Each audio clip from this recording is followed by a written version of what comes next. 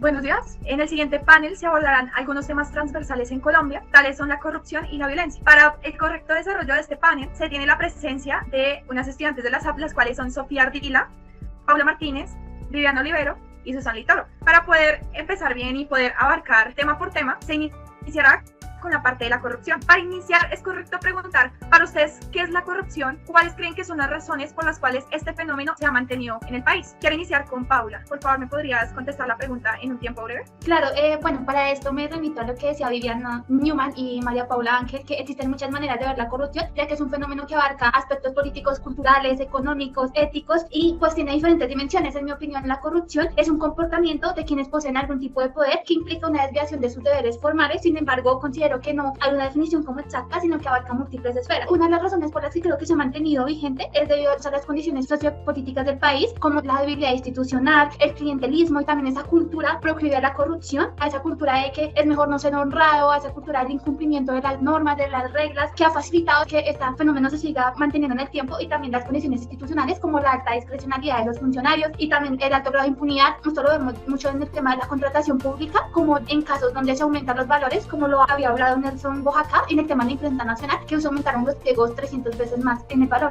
Muchas gracias por tu respuesta, Paula. Continuando con la misma pregunta, ¿me la podrías contestar, por favor, Viviana? Sí, claro. Buenas tardes. Bueno, yo al igual que la compañera Paula, considero que entran acá muchísimos actores y es ese abuso de poder que no necesariamente tiene que ser de los funcionarios públicos, sino es ese abuso de autoridad que busca una ganancia personal y no tiene que ser necesariamente monetaria. De hecho, Transparencia Internacional la define como ese abuso de poder encomendado por un beneficio privado. Respecto a las causas, yo quisiera agregar a lo que hablaba Paula del clientelismo, toda la corrupción de la contratación estatal. Considero que también la violencia que hemos vivido pues a partir de todas las décadas, de hace más de 6 décadas, donde confluyen actores como los narcotraficantes, los paramilitares y la guerrilla, genera como esa debilidad institucional y ese espacio que puede hacer más proclive la ilegalidad. De igual manera, por ejemplo, complementando lo que decía la compañera, acá los contratistas en términos de elecciones populares se apropian de las campañas y buscan que una persona, por ejemplo lo que ocurrió con Alejandro Lyons en el departamento de Córdoba, llegue al Congreso y en el Congreso coopte el mismo y allá se entreguen ciertos cupos para generar políticas, para generar normas y casi que se apropian del Congreso convirtiéndolos en los dueños del mismo y se convierte todo en un negocio. Entonces, algo que decía la Contraloría es que esto se convierte como en un cóctel muy explosivo donde las instituciones se vuelven débiles, las administraciones locales también, no hay justicia y todo eso genera pues que se configure la corrupción en el país. Muchas gracias.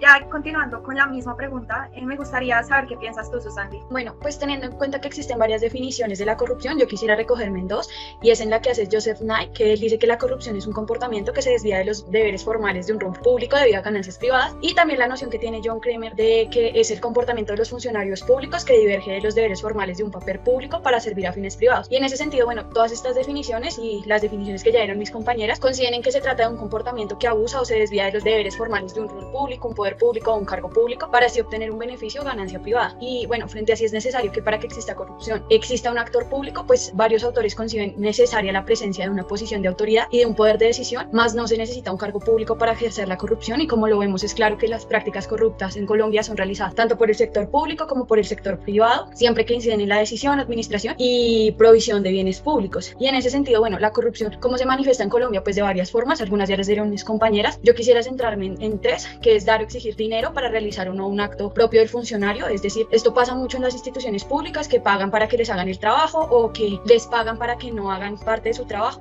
También el retener activos para utilizarlos en fines privados, que también pasan mucho en las instituciones públicas, y como vimos pues la compañera Paula lo mencionó, en la imprenta nacional pues hay un caso de corrupción precisamente por eso y por una licitación pública mal hecha, mal elaborada. También el trato en favor de amigos, familiares, otorgando cargos públicos o facilitando permisos o licencias, y pues eso es algo que ha generado que el sistema no solamente sea corrupto, sino también se genere un sistema clientelar. Por último, pues el problema ha perdurado, primero porque la corrupción no se previene desde la academia, y esto no lo dice Néstor Boyacá cuando viene a ser de invitado acá en la ESAP. También que los actos corruptos se previenen algunos, pero no se erradican, y la corrupción es normalizada, sea blanca, aceptada por la mayoría, sea gris, aceptada por algunos sectores, o sea negra con un repudio social unánime, y pues esto perjudica el sistema, además de que no se focaliza en un solo actor social, sino que está implícita en todas las esferas sociales, y por ende la cultura colombiana es orientada a que el vivo vive del bobo, a que a papaya puesta, papaya partida, y pues hay una cultura del incumplimiento de las reglas. Muchísimas gracias. Y ahora me gustaría saber qué piensa ahora Sofía. Vale, gracias. Retomando lo que mencionaron mis compañeras, pues creo que es importante comprender que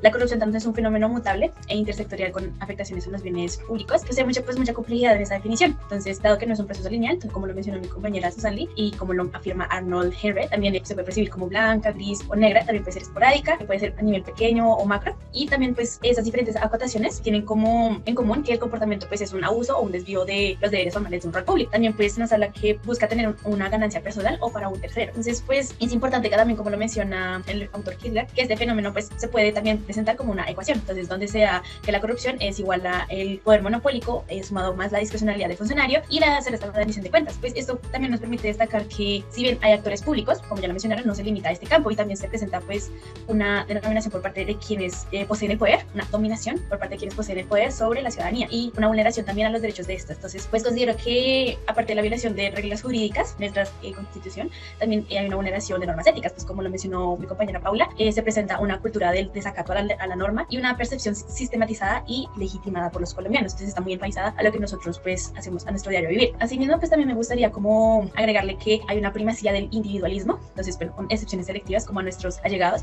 en donde se ignora por completo el interés general y se recurre a esa cultura de la ilegalidad, debilitando constantemente el tejido social, generando desconfianza no solo en las instituciones pues estatales, sino también como en el otro, una desconfianza entre nosotros mismos, donde pues se vulneran esos derechos. También pues finalmente me gustaría como dar una definición de la cultura, teniendo pues en consideración lo que ya mencioné, que personalmente creo que es un fenómeno inconstitucional e ilegal en todas sus formas. Es la manifestación de esa desconfianza construida por siglos de violencia y dominación estatal, como ya lo mencionamos, y es la característica que se le atribuye al Estado, pero que también es propia de los individuos que malversan los fondos públicos. Entonces pues como lo decía Ivan West, la corrupción es la enfermedad que paulatinamente pues destruye las sociedades y los estados modernos como el colombiano. Muchísimas gracias. Bueno, ya he visto que la mayoría tocó el tema del clientelismo. Ya para esa pregunta me gustaría iniciar contigo, Viviana. ¿Tú cómo coincides el clientelismo? Dale, pues voy a tomar o retomar las palabras que de hecho hablábamos en clase, y es que el clientelismo lo vamos a concebir como un mecanismo no institucional que se enmarca en asimetrías o en lealtades asimétricas, donde se intercambian bienes y servicios con fines del apoyo electoral. Cabe aclarar que para mí el clientelismo, o yo lo voy a tocar solamente desde el sistema político. Entonces, pues retomando esto, el clientelismo del día de hoy es de tipo local o bastante regional y se da más que todo como en estos municipios que tienen un rezago institucional. De igual forma, pues se puede expresar en configuraciones como el cacicazgo político. Como lo decía, pues se enmarca en este espacio local, que es un espacio que no es privado, es de tipo público y que involucra muchísimos efectos donde confluyen más de dos individuos. Para el caso colombiano, digamos que el clientelismo, desde mi punto de vista, se enmarca como un problema de la sociedad y también da cuenta de la crisis política que tenemos en este momento. Yo considero que el clientelismo está hecho a partir de redes clientelistas, y estas redes clientelistas son redes parasitarias que buscan sacar sus recursos de un tercero, que en este caso es el Estado. Esto lo podemos ver, por ejemplo, a favor de la compra de votos, cuando se hace activismo en pro de un candidato político en específico, que cuando llegue al poder, al igual que como lo mencionaba en la corrupción, pues le va a dar como a ese cliente ciertos favores políticos. Digamos que en lo que yo veo es que el clientelismo en Colombia se reproduce gracias a diversos fenómenos como el narcotráfico, que debe tener como ciertas inmunidades para seguir prosperando en su negocio. También digamos que retomo ya las palabras que han dicho mis compañeras de la cultura del incumplimiento de reglas, porque es una cultura clientelista y es una cultura mafiosa,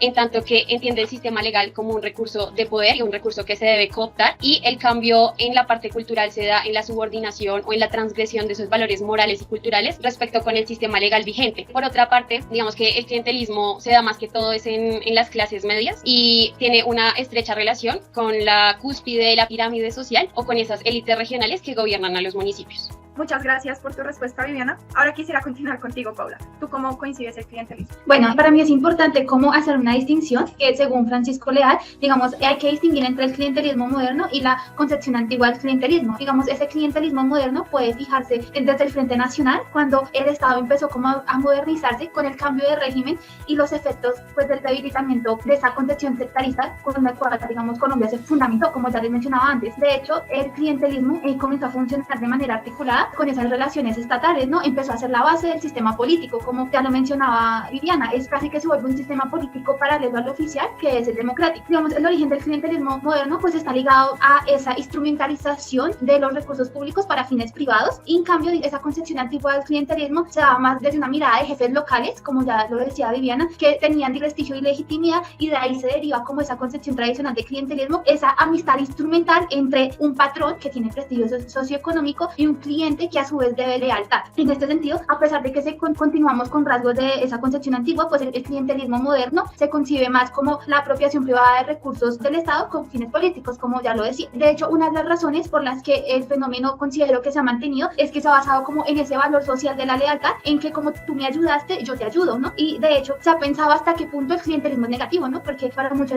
esta ayuda, digamos, hasta qué punto pues pasa a un límite negativo. La novedad del clientelismo moderno radica en que logró convertirse como en el soporte de funcionamiento del sistema político y pues como ya lo mencionaba, casi que se volvió un sistema paralelo al democrático, pero pues con sus distinciones como digamos el favoritismo y la opacidad, como lo veíamos en clase.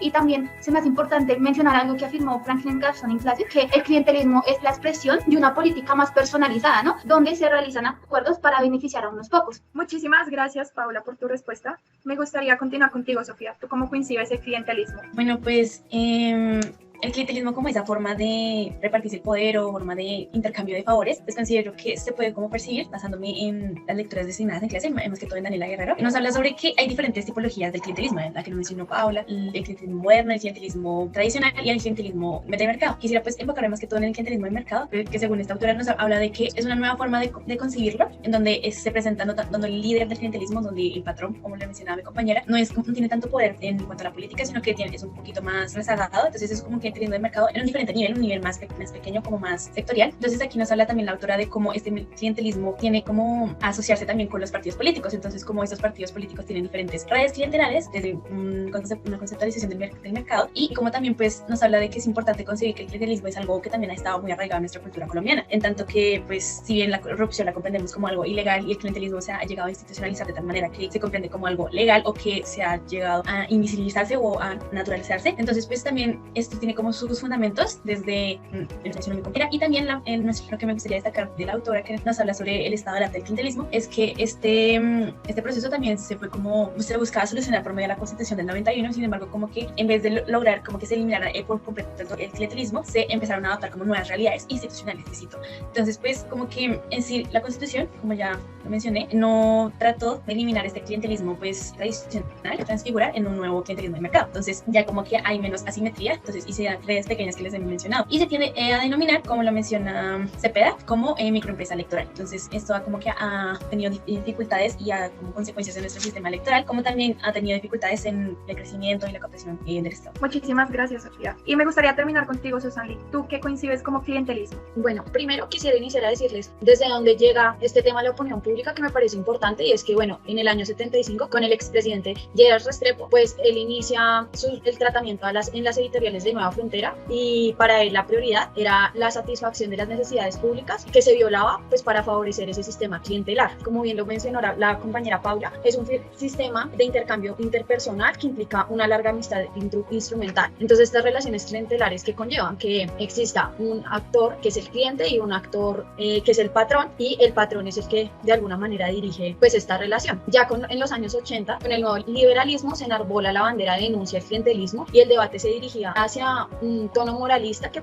pues pretendía erradicar ese vicio que contaminaba el ejercicio político. Entonces se denunciaba para pues someterlo al escarnio público a los infractores y pues para guiar la política de mejores formas. Entonces el clientelismo se le identifica como ese aprovechamiento del poder para obtener pues ventajas electorales de tipo personal, y pues las prácticas que se asocian a esto vendrían a ser la manipulación de los puestos públicos, los favores personales con los recursos del Estado, y pues esto tiene bastantes problemas, y entre ellos encontramos que hay un quebramiento entre la ética y la moral, la pérdida pues de valores sociales, el materialismo en las costumbres y en la corrupción, y pues que el clientelismo ha sido como considerado de ocurrencia particular e individual, en el cual pues la sociedad política no cuenta mayormente, o sea, su relación digamos que es muy hacia el favor individual, hacia darle a las personas ese beneficio individual. Y pues el clientelismo hay varios tipos, encontramos el clientelismo barrial, el clientelismo laboral, el clientelismo interinstitucional, contractual, comunicativo, armado, y pues el clientelismo no es solo una práctica, también está implícito en la cultura, y pues aquí nos recogemos algo que pienso, que creo, que valoro, y pues actúa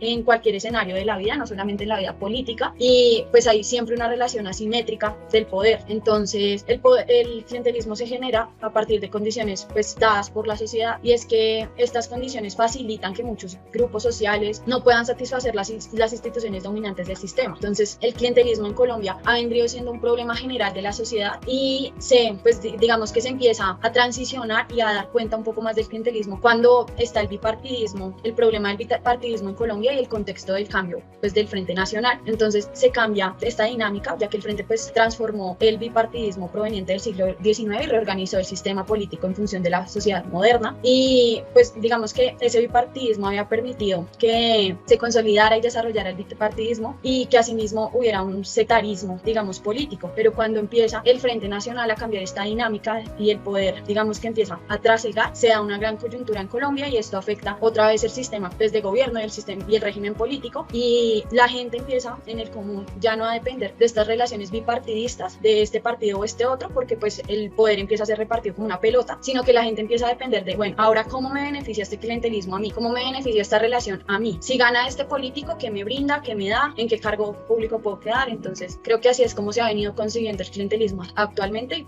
también de la historia. Bueno, muchísimas gracias. Muchachas, les quería comentar algo. Tenemos un tiempo muy limitado en este debate, en este espacio académico. Tenemos aproximadamente 50 minutos y todavía faltan 7 preguntas. Por lo tanto, a partir de ahora van a tener que empezar a dar una respuesta muy breve, muy clave, muy concisa respecto a lo que yo les pregunto. Máximo, cada una va a tener de 1 minuto y 15 segundos para contestar por cronómetro, para así poder a cabalidad cumplir con todas las preguntas en el tiempo establecido. Continuando ya con el tema de la corrupción, me gustaría iniciar contigo, Sofía, de una manera breve. ¿Cuáles son las dinámicas entre corrupción y desarrollo a nivel estatal en Colombia?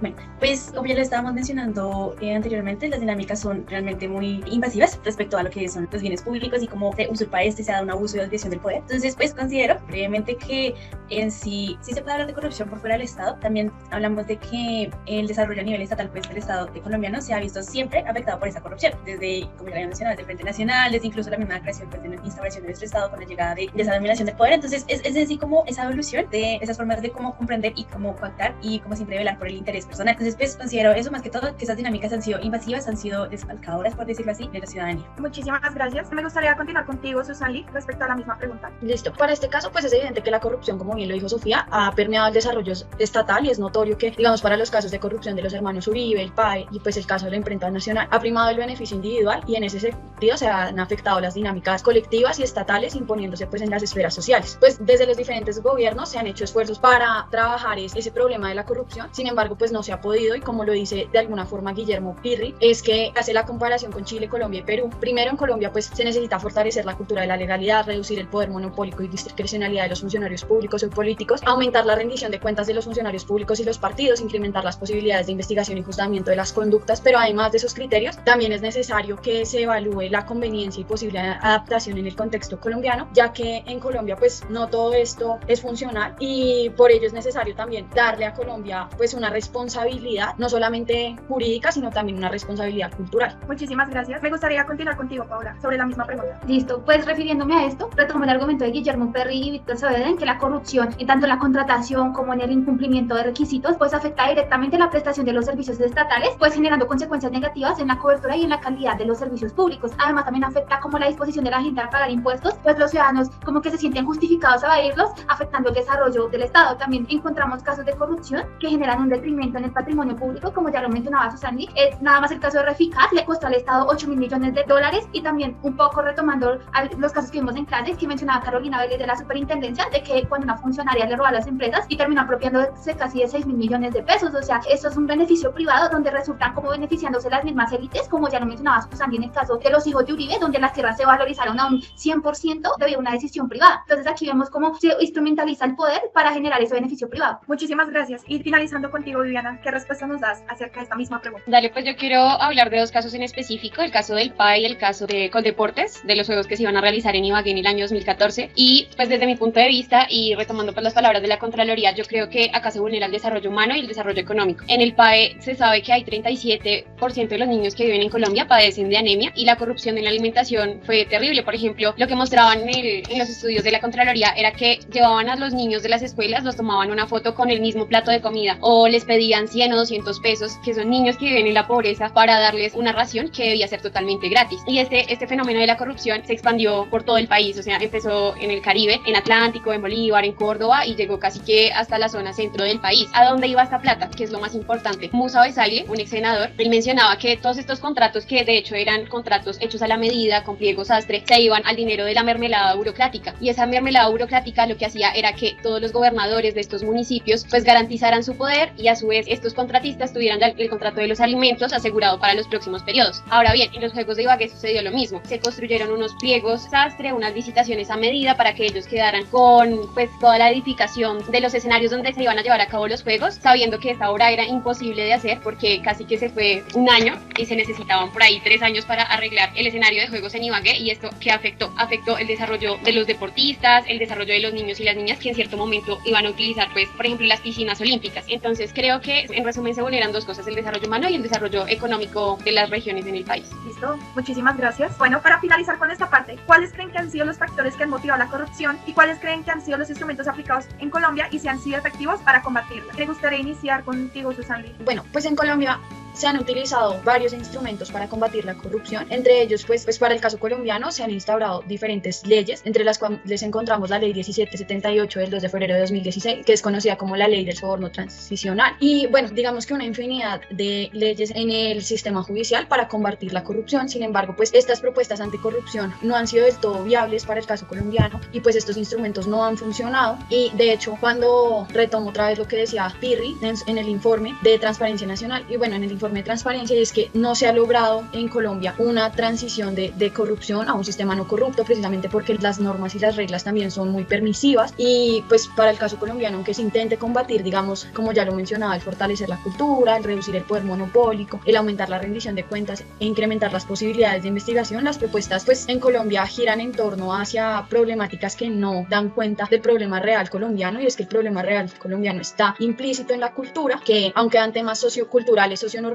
e institucionales que son propios del caso colombiano, y que esa solución no se encuentra en un trasplante jurídico. Y pues por lo tanto proponer esas medidas que tenía Chile y Perú, que evidenciamos que en Chile hay partidos sólidos, hay niveles de crimen no alcanzados a la cooptación estatal, mientras que en Colombia no hay partidos sólidos, los crímenes alcanzan la cooptación estatal, y pues en ese sentido no se fomenta ni se previene la transparencia ni se sanciona la corrupción, y pues eso permite que la corrupción siga estando vigente, que las propuestas que se han dado no funcionan. Continuando contigo, Paula, ¿me podrías contestar de manera breve? Claro, también, digamos, me remito al autor que mencionaba Susan Lee, Guillermo Perry y Víctor Saavedra, que establecen que algunos de los factores que motivan la corrupción es la alta discrecionalidad de los funcionarios, la falta de responsabilización, el grado de impunidad, ya que existe una gran debilidad en esos instrumentos disuasorios que se relacionan con las penas efectivas y la rendición de cuentas, y también la existencia de muchos procesos que son ineficaces, que generan, digamos, que las personas busquen alternativas que pues los terminan motivando a la corrupción. Y también algo que mencionaba, digamos, Susan Lee, el tema de los valores y los comportamientos, esa cultura proclive, digamos, a la corrupción. De hecho, el auge de la corrupción ha estado acompañado por la generalización de esa cultura todo vale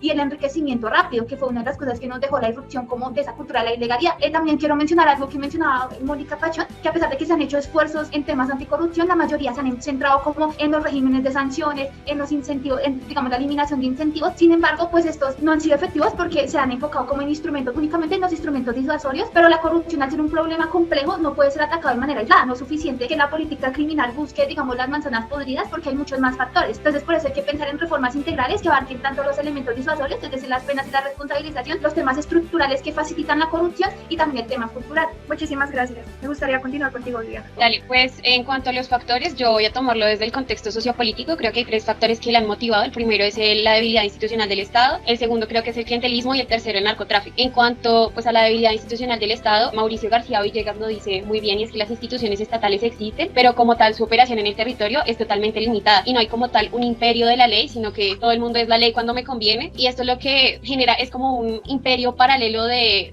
redes locales y regionales corruptas, y por eso es que el Estado no logra diferenciándose como, bueno, qué es lo legal y qué es lo ilegal. También creo pues el clientelismo, ya lo habíamos mencionado en una anterior pregunta, pero bueno, digamos que de acuerdo con Mauricio García y Javier Eduardo Revelo, ellos dicen que son nuevas formas institucionales que igual ayudan a crear corrupción. Se puede ver, por ejemplo, en el proceso de la descentralización, en la elección popular popular, en los mecanismos para conseguir recursos, y finalmente pues tenemos el narcotráfico, que son estos grandes empresarios de la droga que tienen que buscar formas corruptas para seguir con su negocio de la coca, de la cocaína, del opio. Y bueno, en cuanto si creo que han sido efectivas las soluciones, creo que no, pienso que no. Digamos que tenemos un ordenamiento jurídico, como decía Viviana Newman, muy amplio. Sin embargo, gracias también a esa amplitud se convierte en un arma de doble filo, porque la corrupción tiene muchísimas modalidades y facetas, y a veces como que solo se aplica una. Por ejemplo, la ley anticorrupción para los contratos estatales. Sin embargo, debemos ver que en cada territorio se generan como diferentes procesos. Estoy de acuerdo con mis compañeras que tampoco ha prosperado por la cultura del incumplimiento, y que pues muchas veces por eso es que los mecanismos institucionales no funcionan. Muchísimas gracias. Y me gustaría terminar contigo, Sofía. ¿Me podrías contestar la pregunta de manera breve? Pues creo que considerando lo que ya mencionaron mis compañeros, creo que ya hemos tocado bastante sobre los factores que han hablado, los que dan inicio a la corrupción, que es, como ya mencionó mi compañera Viviana, que es el abandono estatal o la ausencia o carencia de estas en los territorios. Entonces, como para esto hemos visto que en realidad pues el Estado colombiano, a pesar de ser un Estado social de derecho, tiende a dejar de lado a las víctimas o a dejar de lado a la ciudadanía en sí. También cuando me voy a referir respecto a esa impunidad, a ese debilitamiento, y también al final pues respecto a estos como instrumentos aplicados en Colombia. Entonces hablamos de que pues según Diego Yunes y según Camilo Tapias, la Asamblea propone el país, hablamos de que es necesario pues una modificación sistemática, una modificación profunda respecto a las instituciones y también normativa vigente en Colombia, donde pues ya lo mencionaron, hablamos de que la corrupción pues hacer como tan mutable necesita como una solución de raíz. Entonces hablamos pues para mí es importante hablar de la educación, como entonces la educación o fortalecer los mecanismos educativos, y pues hablamos de que es importante empezar a conceptualizar la corrupción, a desglosarla respecto a como todas sus modalidades y cómo se presenta, y que es pues aparte de la normativa es importante pues establecer un control ciudadano, un control verdadero social y fortalecer pues nuestra democracia en vez de que sea una democracia simplemente representativa, que sea una democracia que hable de la participación ciudadana, que fortalezca como estos mecanismos y como la iniciativa de las personas respecto a esto pues desde siempre un enfoque académico. Muchísimas gracias. Bueno, ya abordado todo el tema de la corrupción, es bueno remitirnos a la otra parte de nuestra conversación académica, la cual es la violencia en Colombia. Bueno, para iniciar, me gustaría establecer la siguiente pregunta. ¿Cuál cree que fue el origen de la violencia? Algo puntual, las causas puntuales de la violencia en Colombia. Para cada uno de ustedes, ¿cuáles fueron esas causas puntuales en sí el conflicto armado y por qué cree que el conflicto ha persistido en la historia del país? Porque ya llevamos 60 años en conflicto. Me gustaría iniciar contigo, Paula. Bueno, entonces para esto me remito un poco al informe de la Comisión de la Verdad de Eduardo Pizarro, que él habla de que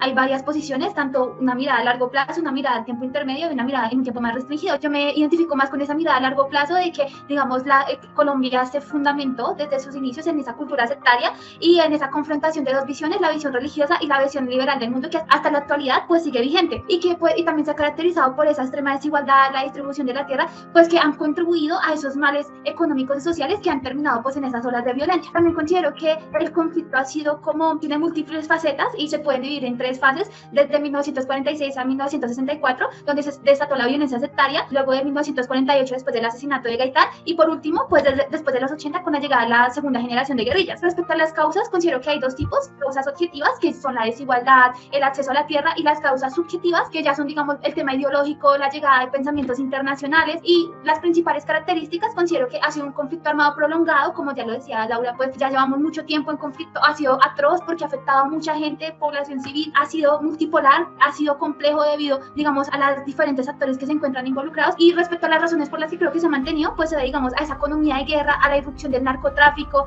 a ese sistema clientelista del que estábamos hablando, también a esas ideas sectarias que aún tenemos, esa confrontación de que vemos al otro como enemigo si piensa diferente. Entonces creo que esas han sido como las razones. Muchísimas gracias, Paula. Me gustaría continuar contigo, Sofía, respecto a la misma pregunta. Bueno, pues es importante pues destacar que Colombia se ha visto sumergida bajo la violencia desde, como ya lo habíamos mencionado, desde sus inicios, en donde pues hablamos del periodo de conquista, del periodo de la colonia, el descubrimiento de América. Entonces pues creo que es importante hablar de que la violencia es parte de nuestra cultura también, es así como la corrupción es parte de nuestra cultura. Tendemos a, la violencia pues tiene diferentes razones de ser, en cada una de sus diferentes como tipos. Hablamos de que hay violencia política, hay violencia física, hay violencia en los territorios, y pues en el caso específico del conflicto armado, en el conflicto armado pues que ha perdurado, está pues la fluctuación o la proliferación de diferentes actores armados, como pues ya ha sido el ELN, las FARC-EP, entre otros aspectos. Entonces pues considero que hay diferentes razones de ser. La principal es la impunidad, pero más que toda la impunidad es la intolerancia respecto a las diferentes ideologías, la promoción de los discursos de odio en la ciudadanía. Entonces hablamos de que no se ha dado como esa cultura de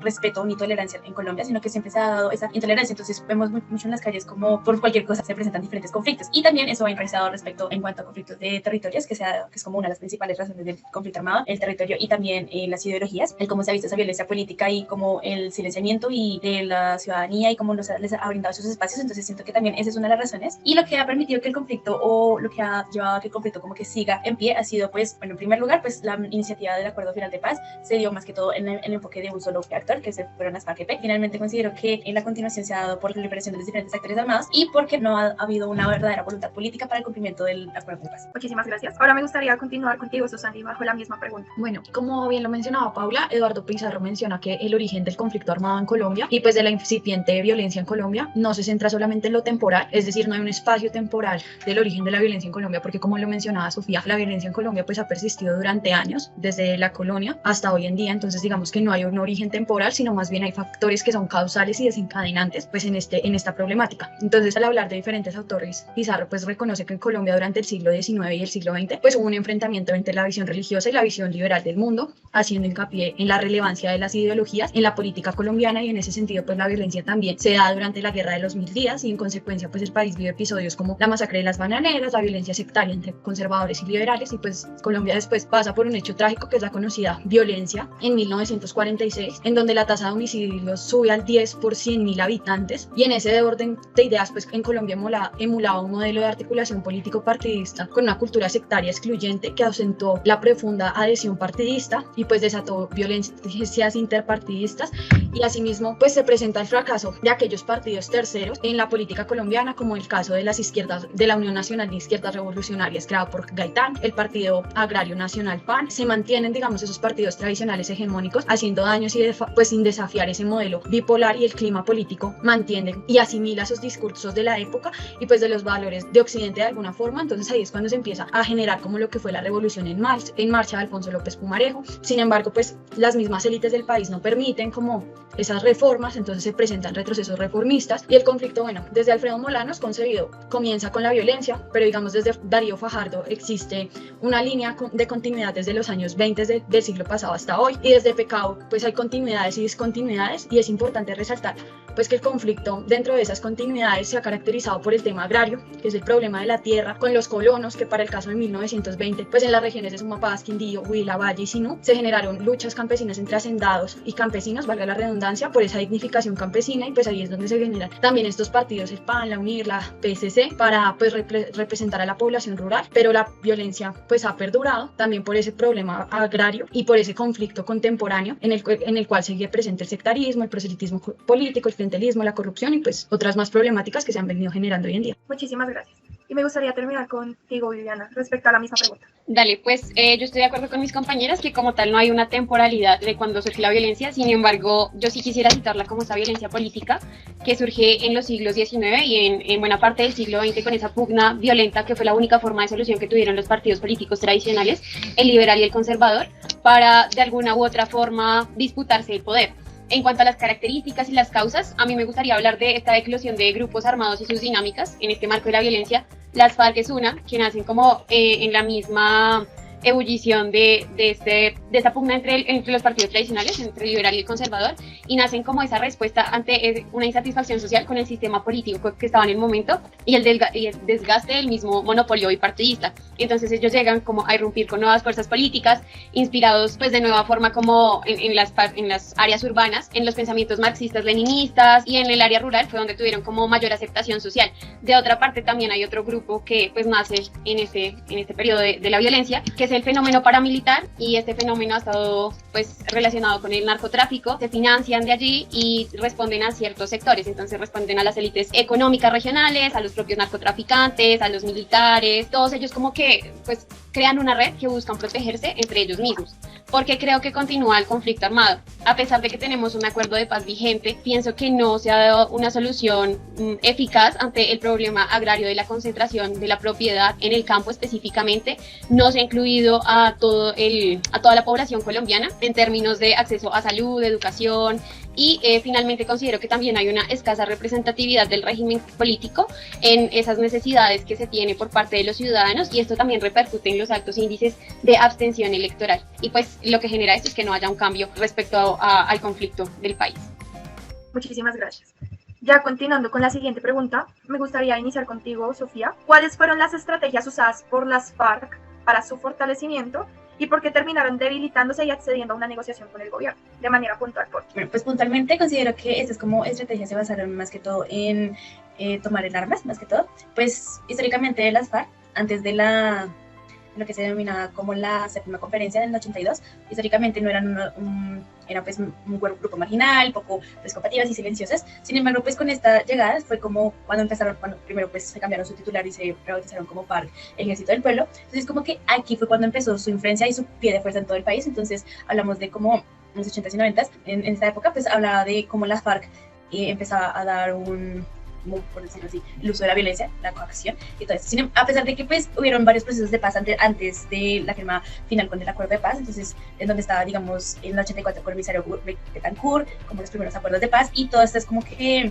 aspectos. También pues creo que lo importante, lo que les dio como el parteaguas para poder firmar ese acuerdo de paz fue que se les empezó a brindar como esas garantías. Si bien han habido diferentes controversias respecto al acuerdo de paz y pues también con eso afecta como el plebiscito, la ciudadanía pues tiene que comprender un poquito más respecto a que, no sé, para que se diera ese cese al armas voluntariamente se tienen que haber garantías, y pues muchas de esas garantías eran respecto a la participación política, a todos estos beneficios que se les dieron a los diferentes exguerrilleros, a los que se lanzaron en armas. Pues es preciso pues, hablar de esto, más que todo como a por lo que se dieron esas estrategias, y pues lo que se accedió fue por que, bueno, sí, con lo que hablamos en clase, más que todo que se dio como ese periodo de donde estaba el Estado contra los gobiernos, los diferentes gobiernos contra la FARC. Muchísimas gracias. Sobre la misma pregunta, me gustaría que contestaras tú, Paula. Bueno, pues como me remito un poco al informe de memoria histórica que hablaba en que entre 1991 y 2008 pues fue el periodo donde tuvo más poderío y expansión territorial las FARC, debido, digamos, a la celebración de la octava conferencia, donde establecieron un plan estratégico. Digamos, este fue un hecho importante porque marcó, digamos, el rumbo del conflicto armado después y las dinámicas de las FARC. Aquí se estableció, digamos, unas metas para cada frente, se buscaba el desdoblamiento y el fortalecimiento militar de las FARC. También, digamos, empezaron a diversificar sus recursos, ya no solamente dependían del narcotráfico, sino también, digamos, de los rescates obtenidos por secuestros, la extorsión, el boleteo, también el tema de las pescas milagrosas, empezaron a marcar, digamos, como las nuevas estrategias de las FARC. Por otro lado, también en este informe establecieron como la combinación de todas las formas de lucha y imaginario bolivariano dentro de las FARC, que fue muy característico en los últimos años. De hecho, lo que, digamos, marcaba este periodo fue que lo que buscaban las FARC era tomar el poder. Incluso en zonas del país llegaron a ejercer las labores del Estado, como lo mencionaba Santiago Luque. Hubo zonas en el país donde dieron cédulas con República de Marquetalia. Por otro lado, pues considero que el pues, de las FARC se debió al fortalecimiento de la guerrilla y también la expansión del paramilitarismo, pues que generó, digamos, que tuvieran cierto retroceso debido al fortalecimiento que estos como grupos habían tenido. También la llegada de Uribe marcó, digamos, una antes y un después debido a los planes como el Plan Patriota o el Plan Cabecillas, que terminó, digamos, provocando que las FARC retrocedieran. Entonces, digamos, con este debilitamiento, pues ya las FARC tuvo como un mayor acercamiento al gobierno, porque pues ya no tenían el mismo poderío de antes, y desde mi opinión, pues esta fue una de las razones por las que negociaron, porque pues ya se encontraban debilitados y pues necesitaban como obtener algún beneficio, algún respaldo, así fuera pues institucional. Muchísimas gracias, Paula. Me gustaría continuar contigo, Susanly, respecto a la misma pregunta. Bueno, digamos que la expansión geográfica y el crecimiento militar de las FARC se hacen evidente, pues como lo mencionó Paula, a mitad de los 90, y pues esto permitió, digamos, ese auge de las FARC, pero también tuvo profundas limitaciones estructurales, tanto en el campo militar como en el político, y pues ya a partir del 2002, el conflicto, digamos, entre las FARC y la fuerza pública, pues se acrecentó. ¿Qué pasa, pues, a partir del 2007? Y es que se empieza a debilitar las FARC, porque pues primero empiezan a morir muchísimos jefes y mandos medios, después está pues la liberación y la fuga de secuestrados, que esto también está relacionado pues con el tema del narcotráfico, que era el MAS, muerte a secuestradores, pues creados por el cartel de Medellín y de Cali, pues porque secuestraban a narcotraficantes, a familiares de narcos, pues para obtener dinero y pues autofinanciarse, y la jugada pues les salió porque empezaron a liberarse y pues se empezó a dar la fuga de secuestrados. También perdieron muchos territorios y pues digamos que una de las fuerzas que tuvo las FARC fue esa expansión geográfica y ese crecimiento militar que permitió que se dieran varios territorios, y también ese ideal, como lo mencionaba Paula, ese ideal de bolivariano, de mantenerse, estaban en todos los campos territoriales. Entonces eso hacía que pues hubiera una conjunción de esto, pero cuando se empiezan a perder territorios y corredores estratégicos, pues las FARC empiezan a perder fuerza, y pues se empiezan a presentar bastantes niveles de deserción, pues de las personas que se han acogido a las FARC. Además de eso, creo que algo importante también a destacar es la relación que tuvo con el narcotráfico, el tema de las pescas milagrosas, los cilindros bombas, los campos minados, que esto, aunque en su momento les dio mucha fuerza, cuando se empezó a combatir las guerrillas en Colombia, pues empezaron a perder muchísima fuerza territorial, que era donde se centraba pues las fuerzas de la fuerza de las FARC en el territorio, en los territorios colombianos. Muchísimas gracias. Y me gustaría terminar contigo, Viviana, sobre la misma pregunta. Pues yo creo que utilizaron muchísimas estrategias, entre ellas creo que a la que más le dieron prevalencia fue a la estrategia económica, porque desde su inicio, si bien no tenían como tanta cohesión entre como grupo armado, se sostenían con diversas contribuciones de hacendados, con secuestros, y de esta forma también pues les permitió como esa expansión territorial. Entonces la inserción de las FARC también actuaba como una justicia paralela que le decía a los campesinos, por ejemplo, los paramilitares llegaban y los amedrentaban por los cultivos ilícitos, entonces ellos actuaban como esa justicia para dirimir los conflictos que se tenían con los comerciantes de la hoja de coca. De igual manera, ya en los años 80 y 90, con las conferencias de las que hablaban mis compañeras, lo que se hizo fue organizar de forma más pulida las FARC. Entonces, se elevó como el poder militar de la organización guerrillera, se adaptaron nuevas estructuras y se propusieron nuevos retos y nuevos propósitos militares, que al fin y al cabo era tomarse el Estado. Se reforzó la actividad política, porque de hecho tuvieron un partido político, quisieron hacer una apertura política en los años 90, sin embargo pues esto no prosperó, y desde los 90 para los 2000 ya fue que empezó como a bajar esa deslegitimación de las guerrillas, y ahí viene como la otra parte de la pregunta que nos hacías. Y es que las guerrillas, yo creo que para mí terminaron pues por acabarse viendo como una negociación con el gobierno por esa deslegitimación del pueblo, porque la gente ya pensaba que la guerra no era la solución ante los problemas del conflicto, sino era la educación, un fortalecimiento del aparato institucional, también se amplió la actividad cultural, y pues esto tiene repercusión en que ya no es como esa lucha armada que se debe hacer para un cambio social, sino se deben utilizar otras estrategias, de hecho pues la cultura y la educación primordialmente. De otra parte también pienso que con el Plan Colombia se atacó de cierta forma a este grupo, que se impuso como esta lucha internacional contra el terrorismo y que actuó en conjunto con los Estados Unidos, lo que llevó pues a que las guerrillas no tuvieran como ese poder que tenían antes en los años 60, 70, inclusive en los 80, y pues tuvieran que ceder ante el Estado. Bueno, muchísimas gracias por sus respuestas. Ya continuando con la siguiente pregunta, me gustaría iniciar contigo, Susanly. La pregunta es, ¿qué papel jugó el paramilitarismo en el conflicto y qué se entiende por este? Paramilitarismo, digamos que fue una tragedia colombiana, ya que el uso de la violencia con fines políticos y electorales ha sido una de las tragedias colombianas, y pues la política desde los años 90 hasta el 2009 pues transformó totalmente la democracia.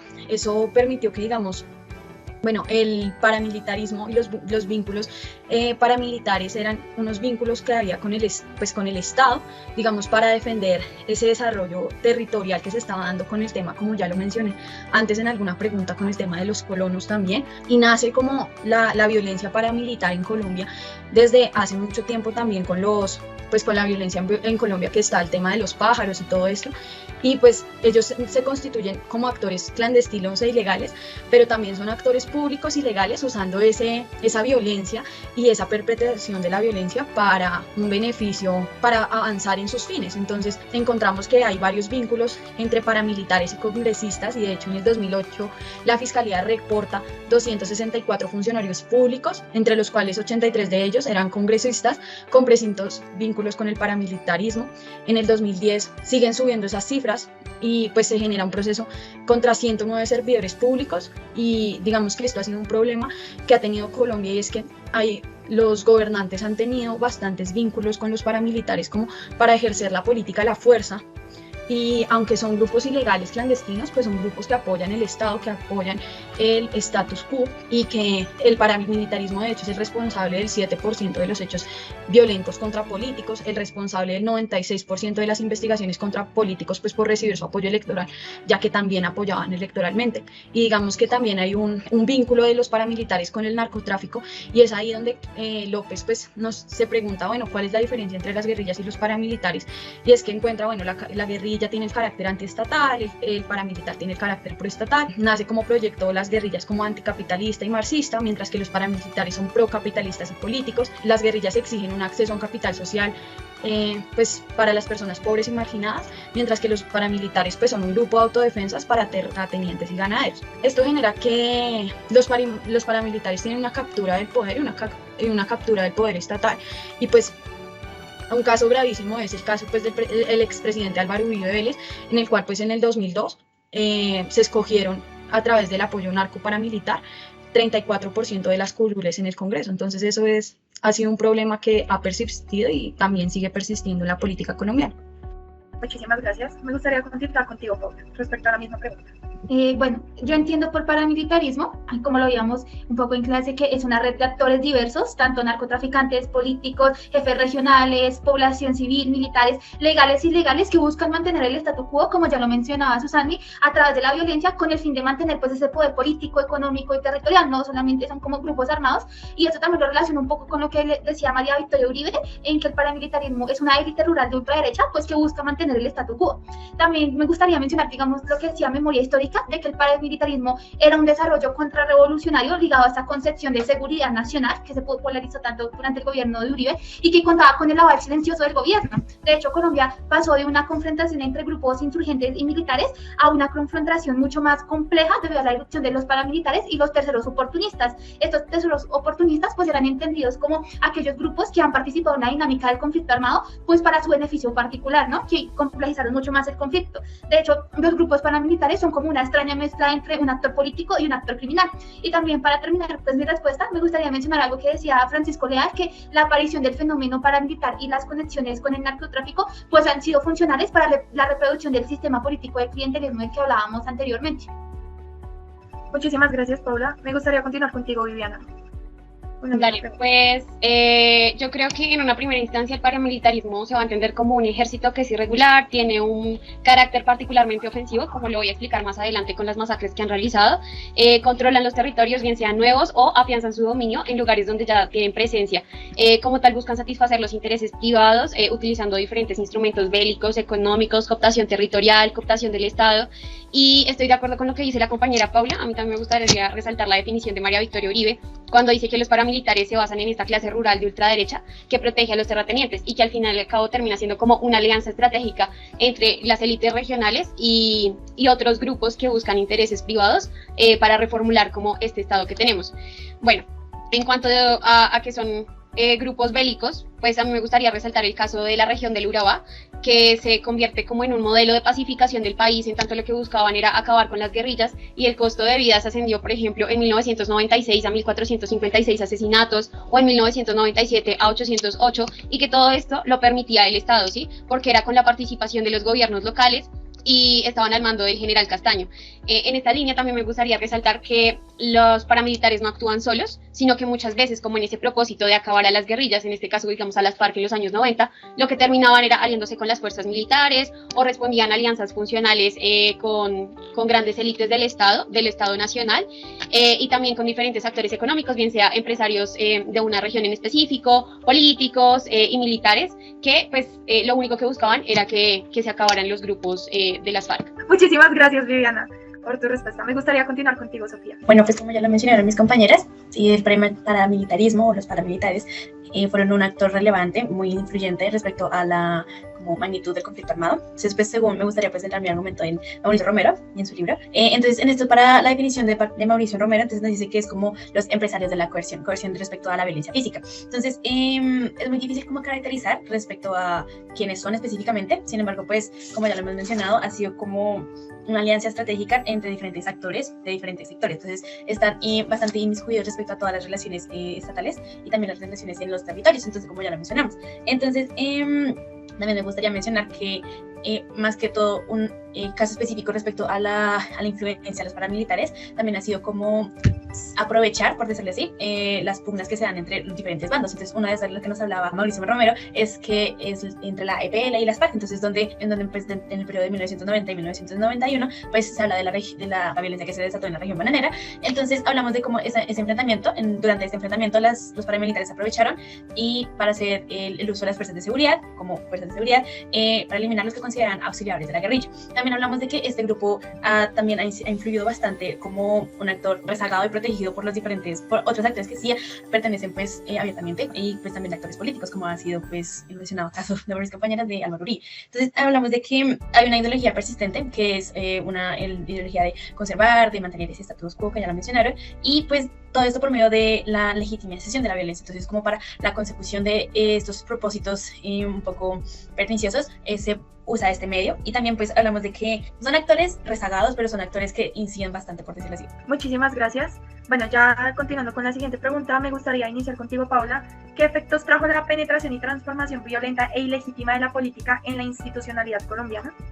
Bueno, pues para esto me remito un poco a lo que decía Claudia López, de que la penetración y la transformación violenta pues se derivó, digamos, de una captura del Estado, que se refiere a la acción de individuos, grupos o firmas en el sector público que influyen como en la formación de leyes y políticas para su propio beneficio. Pero no solamente, digamos, se generó una captura del Estado, sino también una reconfiguración coartada del Estado, entendía como la modificación desde adentro, pues debido como a esa penetración del narcotráfico, pues estos grupos lograron como modificar el Estado desde adentro, estableciendo sus propias reglas de juego y políticas públicas para intereses personales, esto en detrimento del bienestar social. También se generó una instrumentalización de la política pues por parte de las élites para sus propios fines y conveniencia, y es importante resaltar también, digamos, que el narcotráfico tuvo una gran capacidad de penetración pues dentro de las instituciones políticas para controlar, digamos, todo el tema del comportamiento electoral de los ciudadanos. De hecho, los paramilitares, como lo mencionaba Susani, pues tenía, digamos, una estrategia más orientada a esto, a la penetración dentro del aparato institucional, y pues se aliaban con políticos que estuvieran afines, pero estos políticos legislaban a su favor, y pues esto lo que generaba pues era, digamos, ese detrimento social, ¿no? Porque pues solo salían, digamos, beneficiados estas pequeñas élites. Muchísimas gracias, Paula. Me gustaría continuar contigo, Viviana. Dale, pues yo voy a retomar el texto de León Valencia. Me parece muy interesante como la perspectiva que tiene sobre la parapolítica. Entonces él dice que todo comienza con Carlos Castaño, que fue el primer comandante de estos grupos paramilitares, y lo que se buscaba era ese esfuerzo de ocupar el territorio, pero de forma violenta, de tener una relación directa con el narcotráfico, de motivar el enriquecimiento ilícito de sus jefes, pero con una clara intencionalidad política, y era como de forma no transparente buscar una negociación con el Estado, que de hecho pues si uno se pone a mirar pues es una alianza estratégica entre Estado y grupos al margen de la ley como son los paramilitares. Castaño lo que buscaba en los años 90, que ya lo venía mencionando, era hacer un proyecto contrainsurgente, específicamente pues el ataque hacia la guerrilla. Esa era su misión. De un momento a otro, Castaño empezó a ganar muchísima fuerza, empezó a aliarse con todos los congresistas, con todas las fuerzas legales políticas, y se convirtió en el líder de una organización que buscaba detener el avance guerrillero, costara lo que costara. Y pues gracias a esto, digamos que tuvo muchos lazos con los políticos e influyó en muchas de las elecciones pues del 2002 en adelante, y de ahí pues parte lo de Álvaro Uribe Vélez, ¿no? Y su relación con los paramilitares. De otra parte, pues también debo resaltar lo que dice la compañera Paula de la reconfiguración cooptada del Estado, de la Fundación Nuevo Arcoíris, y es que los paramilitares apostaban por reconfigurar este marco legal para que les dieran, cuando se realizó este proceso de justicia y paz, que tuvieran una reinserción a la vida civil lo mejor que se pudiera, con los mejores términos, que tuvieran un desarrollo económico mucho mejor del que tenían, pero esto era apropiándose de las arcas públicas, ¿no? Influyeron para que el presidente tomara la decisión de suspender las extradiciones, y todo esto pues se logró a partir de que se ponían a los gobernantes de turno, y ellos eran los que iban a formular las nuevas políticas de negociación de paz que únicamente beneficiaran pues a estos grupos paramilitares. Muchas gracias, Viviana. Me gustaría continuar contigo, Susana, bajo la misma pregunta.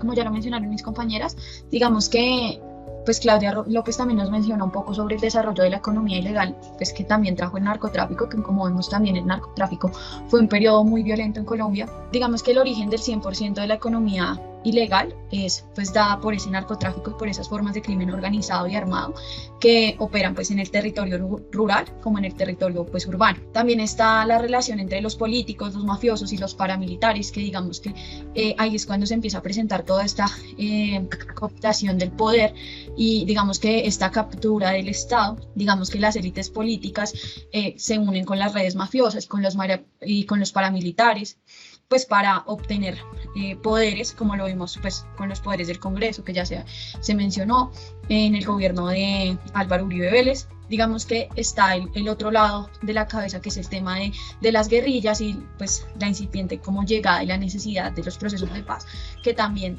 han sido temas que han permeado la institucionalidad colombiana, porque unos están a favor, otros están en contra, entonces esto genera que pues la gente diverja en las opiniones. Frente al tema también está el tema de la Corporación Nuevo Arcoíris, que como bien lo mencionó Viviana, pues analizó cómo eran esos diferentes actores armados ilegales que han capturado la representación política y han cooptado la operación estatal, y pues tanto las guerrillas como los paramilitares, y es claro decirlo, han usado armas para tomarse el poder y han logrado altos niveles de captura de recas públicas, aparato social y administrativo municipal. Y en ese sentido, lo último que quisiera decir es que Colombia ha tenido diferentes formas de captura, entre las cuales encontramos pues la captura tradicional, la captura compleja, la económica y la política.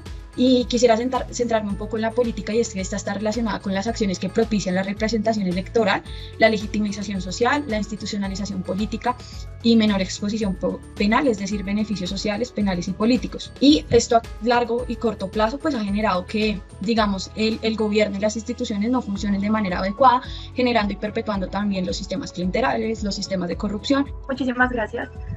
Y me gustaría terminar contigo, Sofía, bajo la misma pregunta. Como recopilando lo que ya dijeron pues, mis colegas, hablamos de que sí ha habido como una captura del Estado por parte de los paramilitares, se ha dado como unas transformaciones respecto a lo que se busca con esto. También pues quería hacer como pues mencionar un poquito más sobre respecto a cómo se les veía o cómo se le ha ido una dicotomía respecto a los paramilitares, como estos pues digamos por de sectores como los inversionistas ganaderos o rurales, los consideran como organizaciones de autodefensa, según lo que nos menciona Mauricio Romero. Hablamos, o como lo que hablamos los activistas de derechos humanos, como el término paramilitar. Entonces hablamos de que estas fuerzas militares no son ejercen pues esa violencia, una violencia como una violencia física y esa captura, la coerción respecto a pues buscando como legitimidad entre las élites. Entonces pues vemos que se ha llegado a un extremo de ese discurso conservatismo y ese discurso neoliberal, hablando de que se debe buscar como una legitimidad respecto a esas formas de contrarrestar o de defenderse de la guerrilla. Sin embargo, pues personalmente considero que esto ha afectado bastante la institucionalidad colombiana, porque es una forma violenta y legítima por algunos, pero es ante, como por decirlo así, la normativa y ante la constitucionalidad de, digamos, el derecho a la vida, es algo ilegítimo y es algo que no debería concebirse como una forma. De hecho, ninguno de los actores del conflicto armado pues debería como concebirse una solución respecto a las como las diferencias que se plantea. Entonces también me gustaría remitirme a una invitada que estuvo en las clases. Entonces como estos paramilitares como representación de la clase rural de la derecha y como ese repudio pues que se tiene a las víctimas y la victimización del país. Entonces hablamos de que no se puede dar como esa inhumanidad respecto a los paramilitares, que es lo que como se le puede caracterizar, una inhumanidad respecto a la ciudadanía, y también cómo se ha llegado a instrumentalizar a los mismos sectores desprotegidos por otros tipos de actores. Entonces, pues en sí se ha visto como que estos, se ha visto como estos actores violentos han logrado como inmiscuirse en las relaciones institucionales estatales y cómo ha afectado la institucionalidad, porque pues en un sentido para algunos actores son en sí una institucionalidad, pero pues para eso significa como un abandono estatal, entre otros aspectos. Muchísimas gracias. Ya llegando a la última pregunta, me gustaría saber ya para ustedes cuáles han sido los principales avances del proceso de paz y a manera de reflexión, ¿cree que se puede hablar de post-conflicto y cómo debe ser un proyecto exitoso para alcanzar un verdadero post-conflicto? Me gustaría iniciar contigo, Viviana. Pues en cuanto a los principales avances, yo creo que, bueno, retomando lo que decía el CINEP, la principal es la terminación del conflicto de forma bilateral, o sea, sí fue acordado. Lo otro, pues primero considero que el cese al fuego es súper importante, disminuyeron muchísimo las cifras, primero de violencia y de asesinatos en los territorios más alejados del país. Otro de los reconocimientos que debo hacer es a la Comisión de la Verdad por esa tarea tan apoteósica que han realizado en el esclarecimiento de los hechos ocurridos en el conflicto armado. También pues a Centro Memoria, que está construyendo esas memorias, valga la redundancia, del conflicto armado. Y pues a la JEP, ¿no?, que es como uno de los jurisdicciones únicas en el mundo que busca solución en materia de desaparición forzada, de seguridad y protección para las personas que van a comparecer ante la misma y la reparación a las víctimas. Que si creo o no que si hay un post-conflicto, bueno, yo creo que entendía como desde su conceptualización, si la hay, que es ese periodo que va después de un conflicto armado y es de esa superación, en este caso parcial, de los hechos que marcaron a las poblaciones más alejadas de nuestro país. Yo creo que no hay procesos de paz perfectos, lo hablábamos en clase, lo han dicho muchos autores, muchos invitados, y para mí lo más importante es que para la buena implementación de esos puntos del acuerdo de paz haya una voluntad social y política, no solamente es de parte del gobierno, sino también de nosotros como colombianos, de asegurarnos de, bueno, vamos a hacer un control de que esto sí se está cumpliendo. De igual manera creo que todo radica en la cultura, como lo hemos dicho de manera transversal a lo largo de este panel, y es que debemos construir una cultura de paz y de reconciliación social, y esto va a favorecer mucho, en el bienestar y en la reconstrucción del tejido social tan fragmentado por el conflicto armado en más de 6 décadas. Muchísimas gracias. Me gustaría seguir contigo, Paula, bajo la misma pregunta.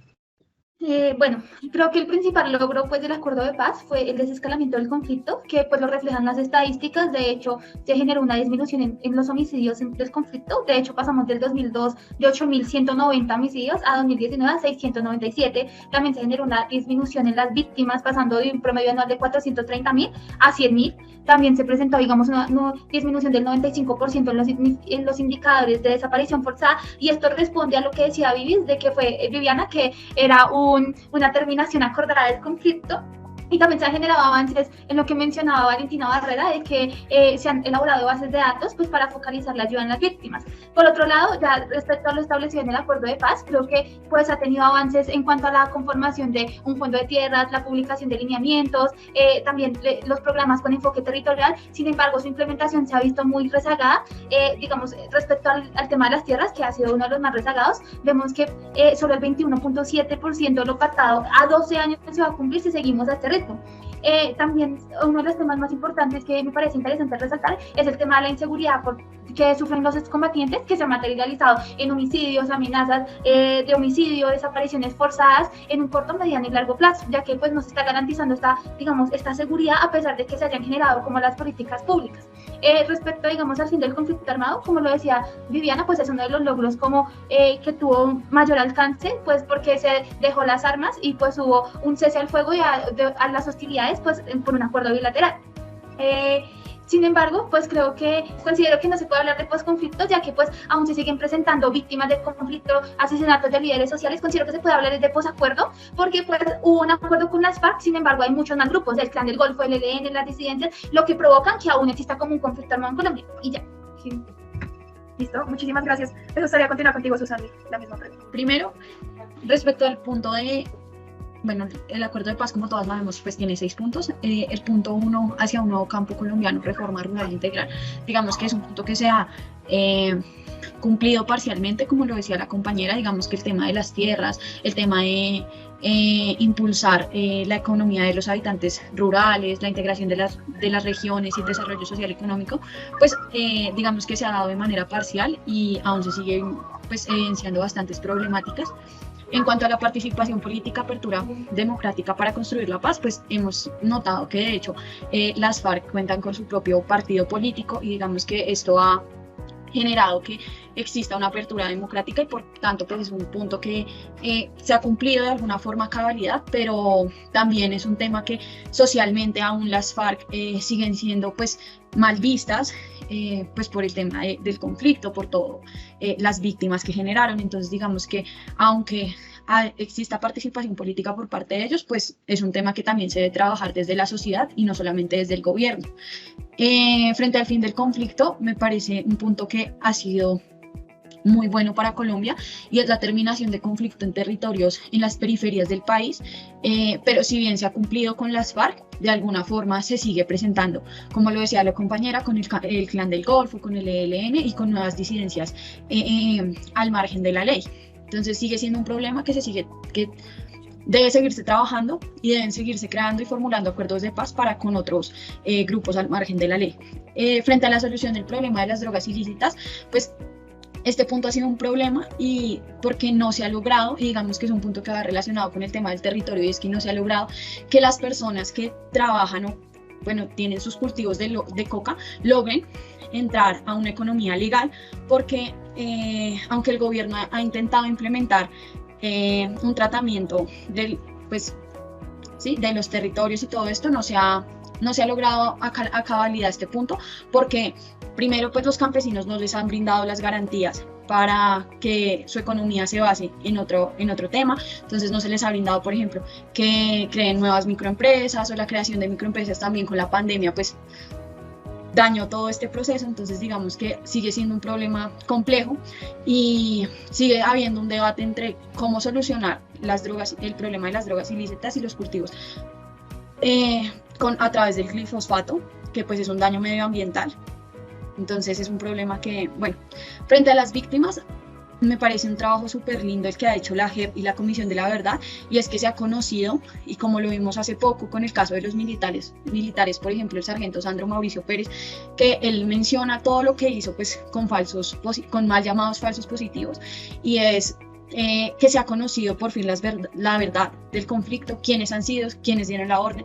Entonces sigue siendo un proceso, pero digamos que es un punto que la JEP y la Comisión de la Verdad ha logrado pues implementar. Y pues frente al punto 6, pues digamos que sigue existiendo esa implementación, verificación y refrendación, pero pues va ligada con los anteriores puntos. Muchísimas gracias, y me gustaría terminar contigo, Sofía. Respecto a cuáles han sido los principales avances del proceso de paz, quisiera pensar de que obviamente han habido diferentes, como ya lo mencionó mi compañera Susana, muchos de estos se han establecido diferentes instituciones, como ha sido la JEP y todos estos aspectos, y también es importante destacar en lo político pues la creación la creación de este grupo del partido político de las FARC. También hablamos de que pues se han implementado diferentes estrategias en el aspecto político, se han buscado que digamos con el de la oposición se ha buscado que se den de ciertas garantías a la protección de estos. Sin embargo, a pesar que las bases democráticas y los derechos fundamentales que promulga que posee el país, se ha dado como un problema que no es exclusivo de la implementación del acuerdo, es como transversal a esto, es que en la política, la protección de la política es como debería implementarse en una integridad. También refiriéndome pues a este 10º informe de verificación del acuerdo de paz del postconflicto, nos habla de que muchos aspectos han incidido en los logros o en las diferentes consecuciones de los avances del proceso de paz. Entre estos pues está también como la coyuntura que pasó el país por estos años por la pandemia. También hablamos de el cambio de gobierno en 2018, que fue como y bastante inciso yo respecto a esto. Entonces también hablamos de que la consecuencia de la presencia del Estado en las zonas que supuestamente deberían estar, o de que se supone que en el acuerdo se hablaba de que debía haber una presencia estatal en esas zonas en donde antes estaba la institucionalidad de las FARC.